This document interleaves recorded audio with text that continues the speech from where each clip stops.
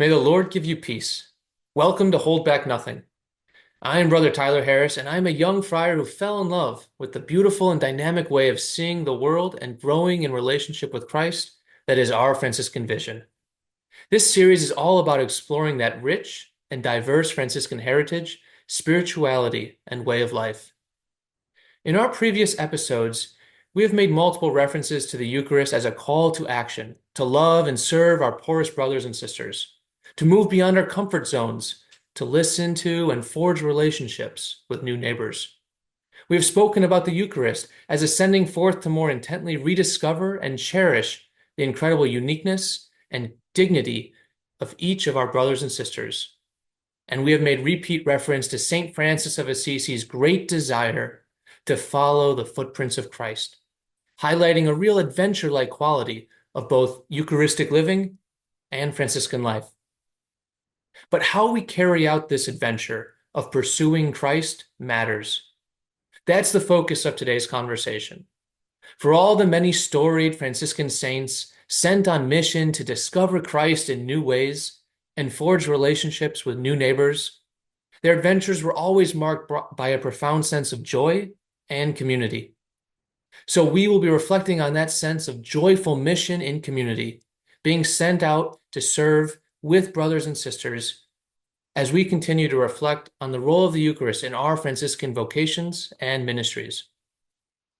To help guide our reflections today, we turn to the town of Negril in the westernmost part of Jamaica, a community that holds a special place in my heart where my Franciscan brother Colin King is on mission.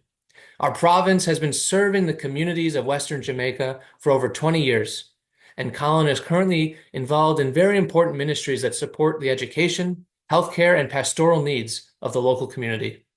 Brother Colin, welcome. Thank you. It's great to be with you, and greetings from Jamaica. Absolutely. I mentioned that Negril holds a special place in my heart.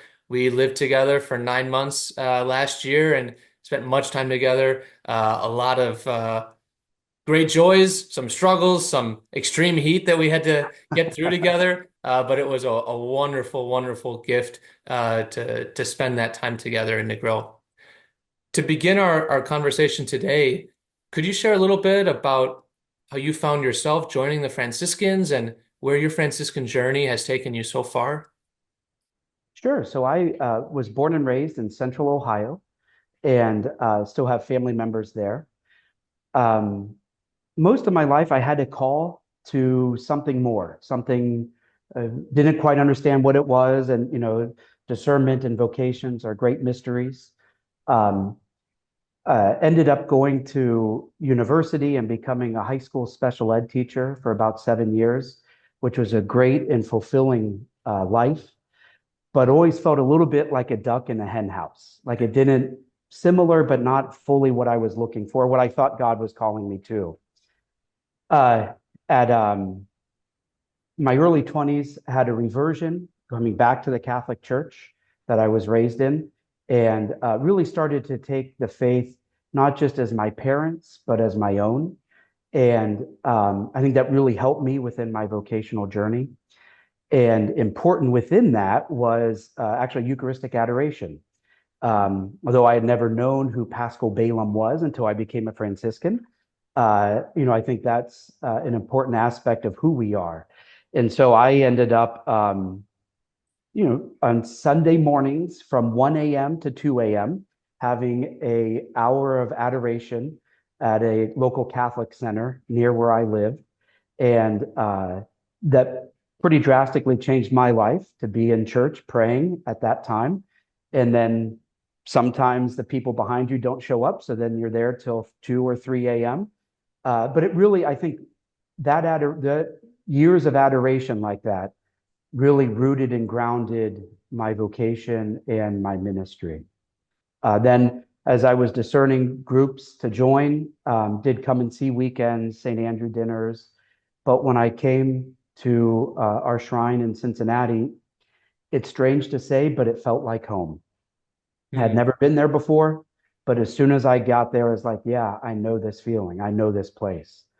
So just something deep inside me spiritually was finding its home there, and took a circuitous route as usual When I came to Jamaica, uh, talking about going to St. Anthony Shrine, I would say the same thing here when I came here uh, for my pastoral year, my internship year, but also as my assignment, it feels like home.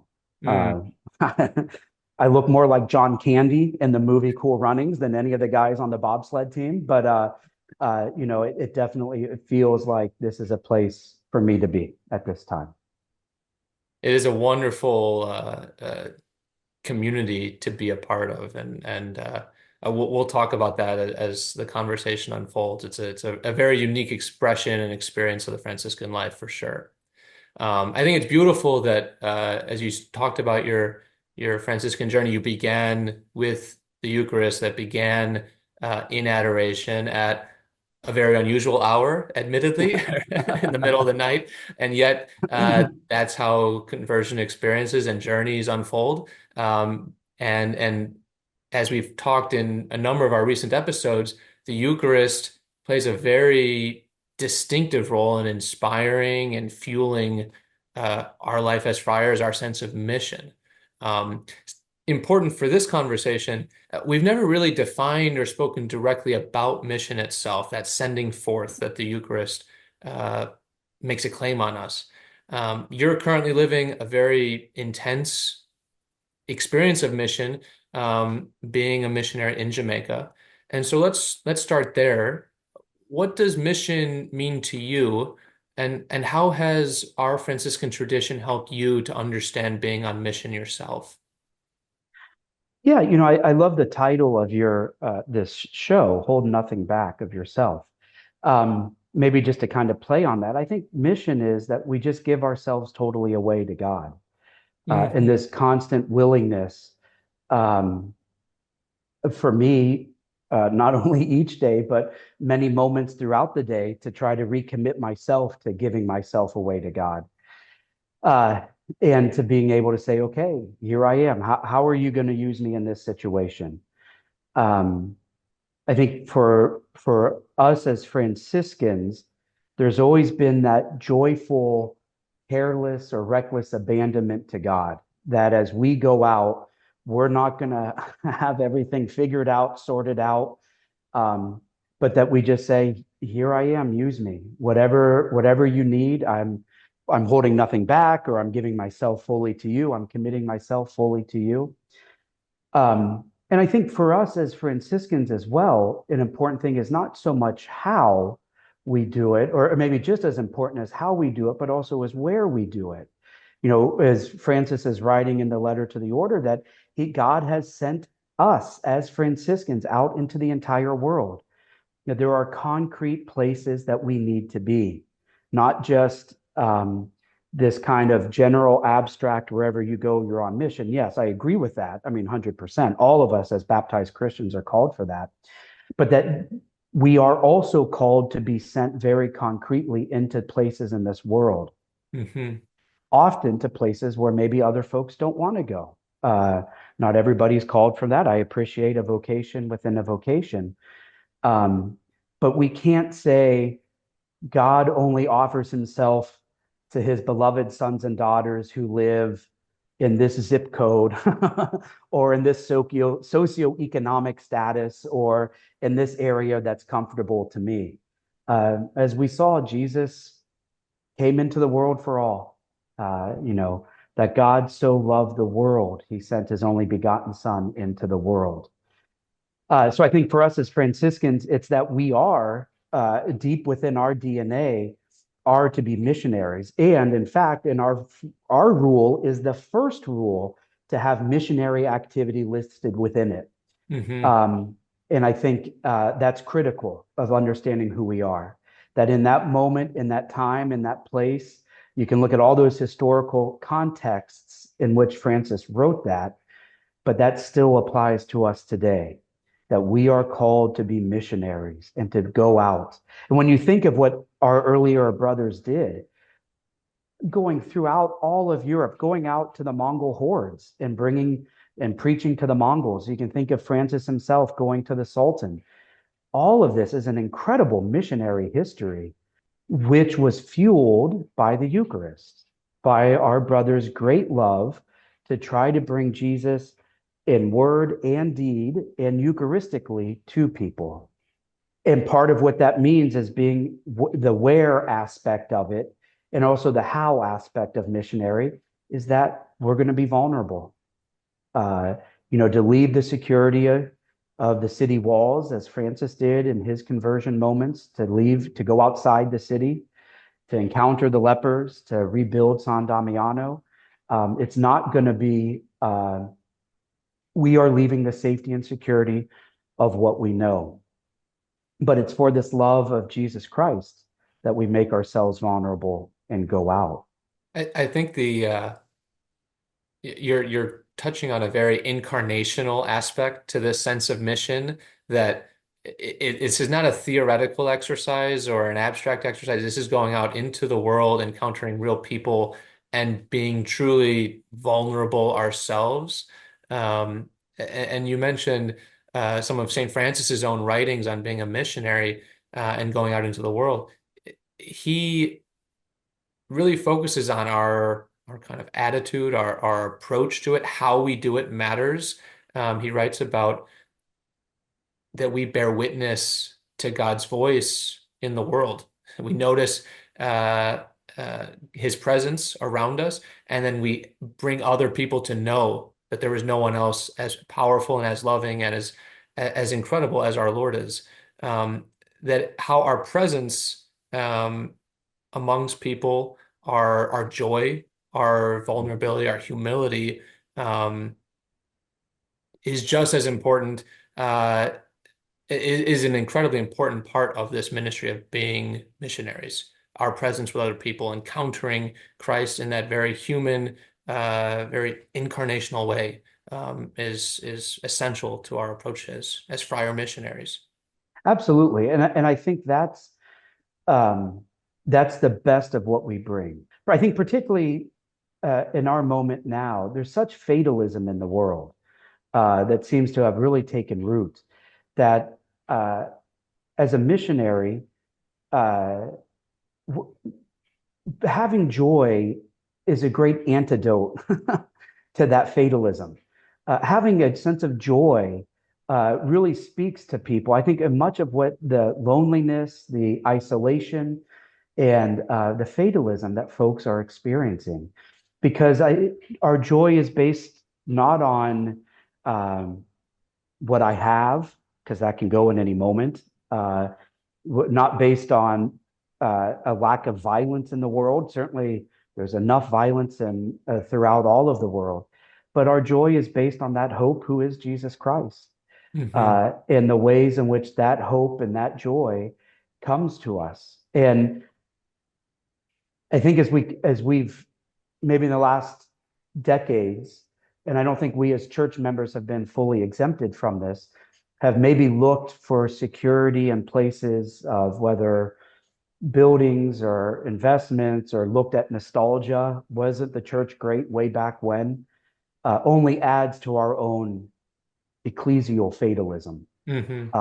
And the great sense of joy that we can bring that's rooted in that hope who is Jesus, who makes himself present to us, who gives himself totally to us, as you say, that as he totally gives himself to us today in the Eucharist, is a great way for us to be rooted and grounded within that joy. You mentioned earlier that the Franciscan rule is the first church rule to explicitly describe missionary activity. The earlier rule for the Franciscans also includes an interesting comment about joy. It legislates joy very explicitly. Let the brothers be careful not to appear outwardly as sad and gloomy hypocrites, but show themselves joyful, cheerful, and constantly gracious in the Lord. We know when we're around people that are gloomy and cynical Mhm. and looking at all the signs of fatalism in the world, it kind of sucks the energy Oh, out of the room. And when we're around someone that's joyful, even when everything else maybe not be going too well, but they have this enduring sense uh, of joy, this contentment that cannot be shaken. I mean, that is so life-giving. I think that's maybe why Francis, in his writings, is really intent on emphasizing how we are among other people matters, how we uh, uh, present ourselves and go through life radiating that joy is the most important form of preaching we can bring into a community. And, it goes back to, like as Francis says, go live among them. Hmm. Not 1200s and be very different today, but maybe put in today's terms, not go teach them the catechism, not go do Bible studies. But I think Francis knew that joy attracts. You don't need to promote when you can attract. And to have this sense of attraction of joy, well, if we live in as brothers and sisters, well, for us as brothers with each other, but in community with others with a sense of joy, it people will come, Hmm. people will be evangelized. It doesn't stop there. There is the real formation work that needs to occur. Um, but I do think that there's a great sense in which joy, and I'm probably, I'm saying it today, but of course it would have been needed at all points. Why we see Francis, all the great saints who were clearly able to tap into a sense of joy in order to address their contemporary issues. And when we have that deep sense of joy, um, I think that liberates us from a lot of the other attachments, the pursuit of achievements or other yeah, other pursuits that can burden us and can maybe encourage some of that cynicism. Um, and that frees us up to be kind of that lesser brother, that humble neighbor that Francis was, that's what Francis modeled for us. And when he writes about that we should be subject to every human creature for God's sake and to acknowledge ourselves as Christians in that context. I don't know how we can be that approachable, humble, lesser brother if it if we don't have that freedom that I think comes with joy, comes from joy. Yeah, I think that's part of that, that metanoia we need to go through, that pouring out of ourselves, that I'm totally pouring out myself. I'm totally giving myself away. I'm totally holding nothing back for this conversion that I need in my own life. That certainly I've had to go through in my own life in order to have the freedom to Hmm. live joyfully as God's beloved son. Turning to the theme of Eucharistic revival, I'm curious if you could maybe share a little bit about how the Eucharist has oriented and sustained your experience of mission. As I was discerning making solemn vows, I felt pretty strongly to that. Again, I coming to Jamaica initially was um, uh, I came here and I still needed more healing. And I think I found a lot of that here during that year. And so when the guys were leaving, we were short of friars. And I called the provincial at the time as I was discerning this, and I just said, I feel called to make solemn vows, but I'd also like to stay here just to help out the community, and especially at that time I was leading liturgy of the word and communion services.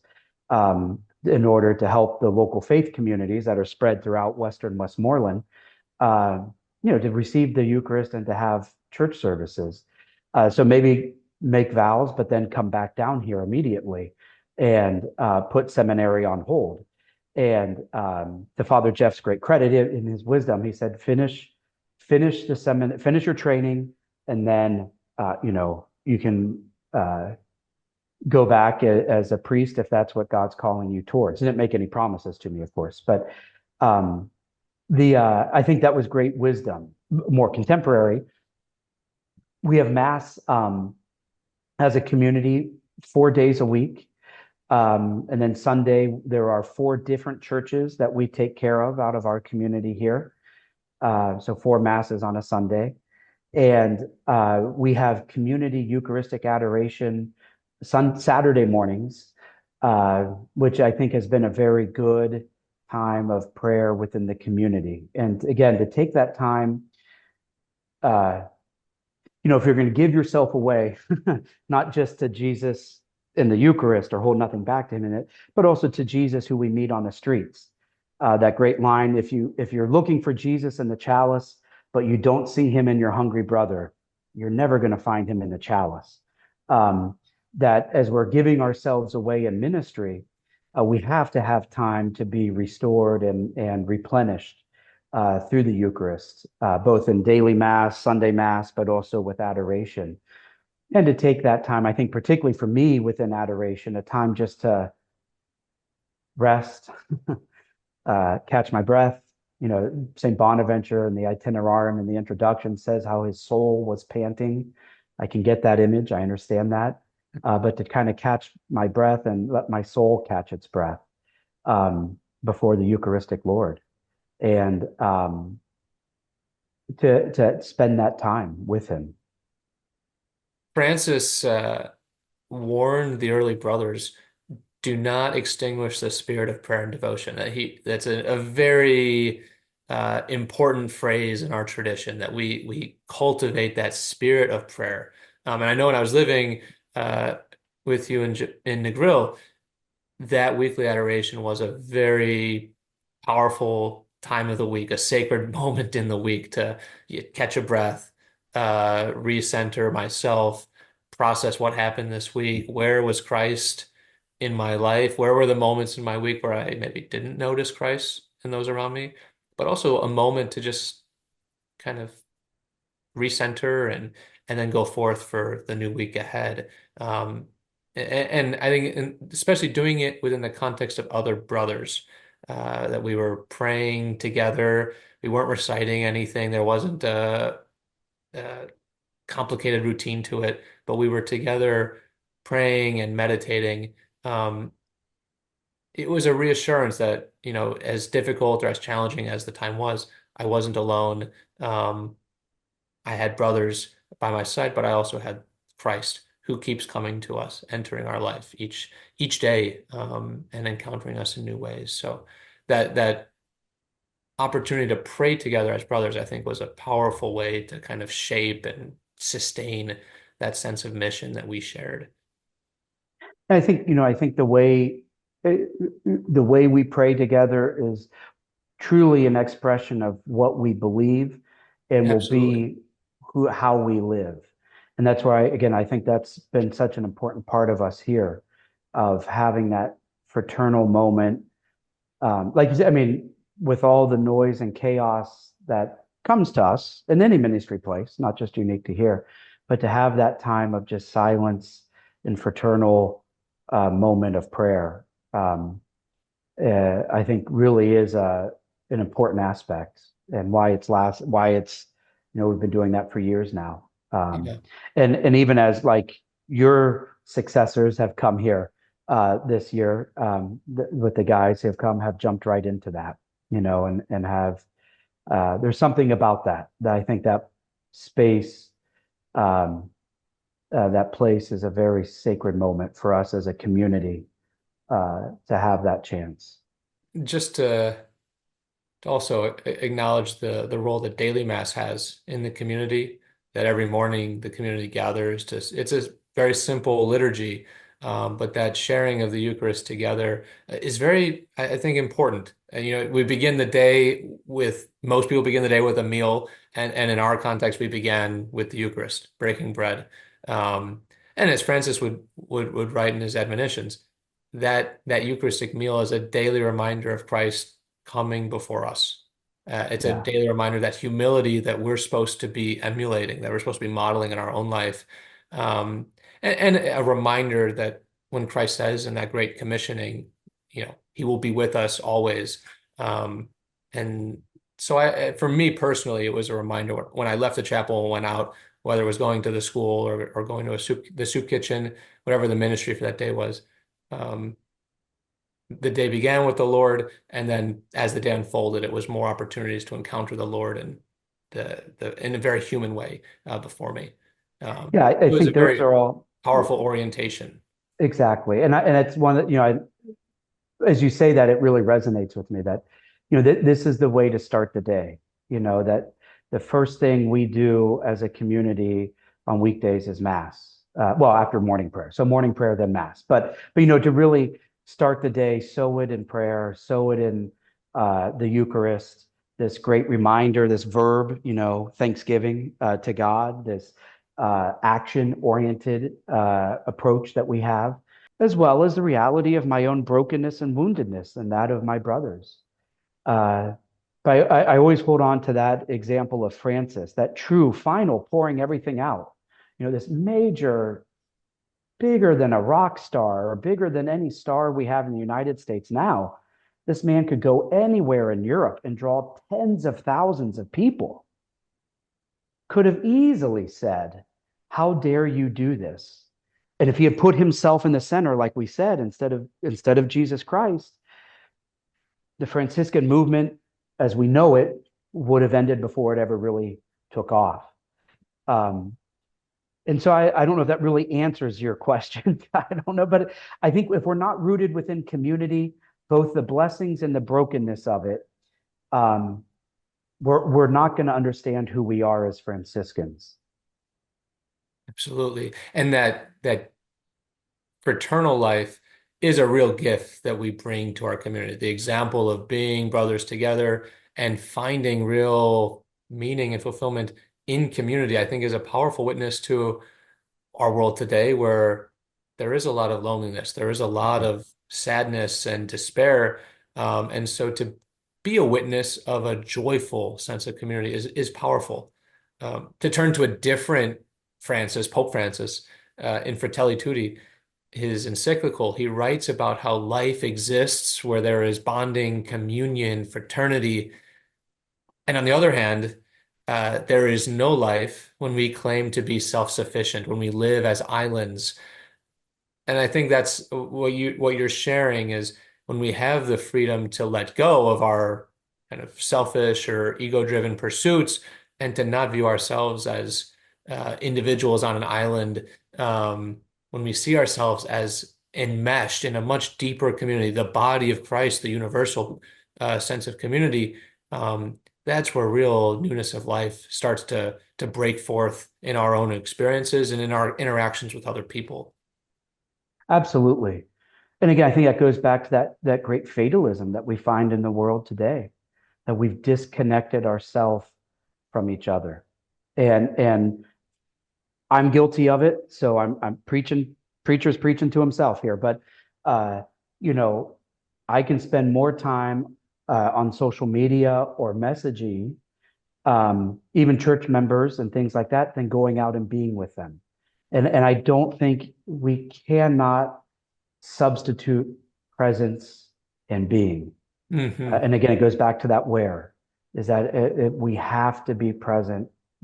And I think for us, particularly as Franciscans, where other people, for whatever reason, no judgment, we all have our own calling. But I think where other people don't want to go is where we have to go.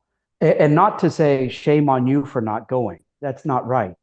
But to say, because others don't want to go there, it gives us the opportunity to fully live our vocation, to fully Hmm. live who we say we are, not just in word, but also in deed. As Francis said, preach the gospel in word and deed, um, uh, and to make sure we do that. And where we do that, I think helps people to understand how, why, all those other great questions that the gospel should present somebody with.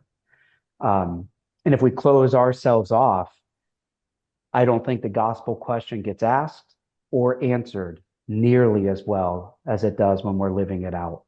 Absolutely. And to come full circle to, in many ways, where our conversation began, if we're preaching by word, but more importantly by deed, if we're doing it with joy, Yeah. that breathes new life and that attracts community. We when we enter into a space joyfully, especially with other brothers and sisters, that's a magnet. It attracts more and more people and helps cultivate more joy in the lives of those around us. Yeah. And that, how were the first Christians known?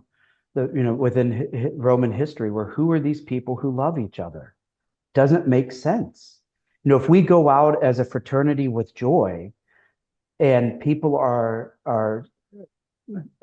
struggling with that, they're going to say, who are these brothers who are so joyful? And it's human nature. I want what I don't have. So how do I, again, that's where it presents a question to them. I think that gospel question that when we live fraternity joyfully, it presents that gospel question of how do I get what they have? Hmm. And we help lead them that way of by concretely showing them, well, this is how I live. This is who Jesus is to me. This is what I have experienced in the Eucharist. Um, and I think that helps people to start at least asking the question. We can't answer everybody's question. That's not our job. But the way we live can at least help somebody start to ask profound questions in their own life. I think that's a wonderful place for us to end. Ending on joy. Yes. Uh, as always, Saint Francis challenged his brothers to begin again and seek out holy newness in their life of faith. As we come to a close, what is a concrete way for us to hold back nothing of ourselves and bring our whole selves to the Eucharist in new ways? My own lived experience, spend time in front of the Blessed Sacrament. If you don't do it, start. If you do it, how do you enhance that? What is God calling you to? Daily Mass. If it can't be every day, or how do you start that? But it's not just to get it and store it up for me.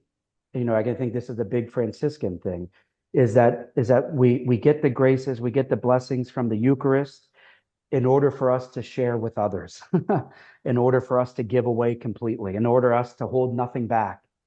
Um, but I think if we don't start with that great source and summit of our faith, it's going to become very quickly about us. And listen to where God's sending you. One of the other things I just say, I think we're not living in a time of accidents or coincidence or incidents. Is that God has called each of us by name for a particular purpose today. And if we don't spend the time, particularly in adoration, that's what I needed in order to hear him calling my name to become a Franciscan. I don't think I would ever understand that call or have heard it. Uh, and so make that space for God to say, let me show you what is yours to do. Well, thank you, Colin, for this incredible time to reflect together.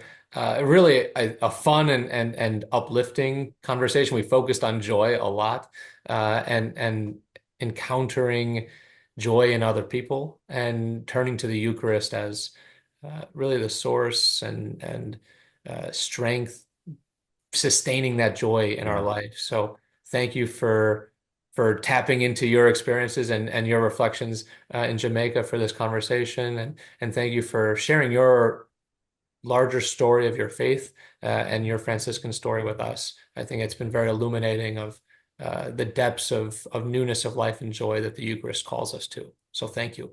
Thank you. Peace and love from Jamaica. As always, I'd like to thank our viewers for letting us share our Franciscan life with you.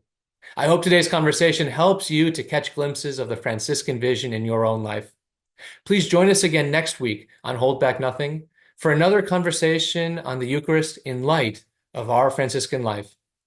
We will reflect on Eucharistic living in light of what is perhaps the most famous yet very misunderstood image of St. Francis as the lover of creation. We will reflect on how love of God, neighbor, and creation meet in the Eucharist, and how the Eucharist calls us to deeper love and care for creation, our common home. We'll be reflecting on the Eucharist alongside Pope Francis's Laudato Si. We hope you will join us. Until then, may the Lord bless you with peace and all that is good.